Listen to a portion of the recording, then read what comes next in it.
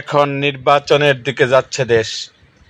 অবাধ, সুষ্ঠু ও নিরপেক্ষ নির্বাচন অনুষ্ঠানে সরকারকে সহযোগিতা করার জন্য সেনাবাহিনী সব ধরনের প্রস্তুতি নিয়েছে। দীর্ঘ সময় ধরে সেনারা মাঠে দায়িত্ব পালন করছেন।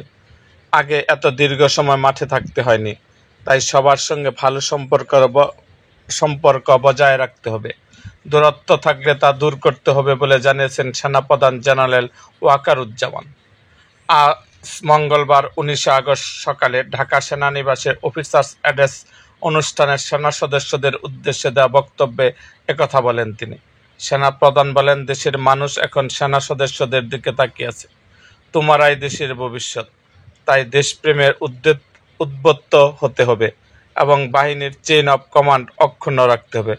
বাংলাদেশ সেনাবাহিনীর ইস্যুতে নানা কটূক্তির জবাবে তিনি বলেন, এসব মন্তব্যে অখুশি হওয়ার কিছু নেই।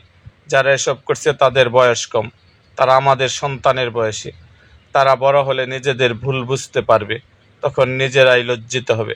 সেনাপ্রধান বলেন, সেনাবাহিনী একটি পেশাদার সংগঠন।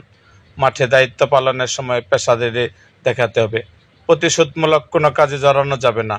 নাম উল্লেখ না করে সেনাপ্রধান বলেন, একজন সেনা সদস্যদের বিরুদ্ধে রাজনৈতিক দলের সঙ্গে সংশ্লিষ্ট থাকার অভিযোগ তদন্তাধীন। অভিযোগ প্রমাণিত হলে তার বিরুদ্ধে ব্যবস্থা নেওয়া হবে। সেনাবাহিনীর কোনো সদস্য রাজনৈতিক কর্মকাণ্ডে জড়াতে পারবে না। আরেক কর্মকর্তার বিরুদ্ধে নারী নির্যাতনের অভিযোগ নিয়ে তদন্ত চলছে।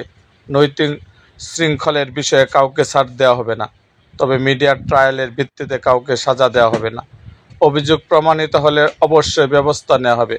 তিনি ঊর্ধ্বতন কর্মকর্তাদের উদ্দেশ্যে বলেন, একজন সেনা কর্মকর্তাকে গড়ে তুলতে রাষ্ট্র বিপুল অর্থ ব্যয় করে, তাই কেউ যাতে অপরাধে জড়াতে না পারে সে বিষয়ে আগেভাগে খেয়াল রাখতে হবে।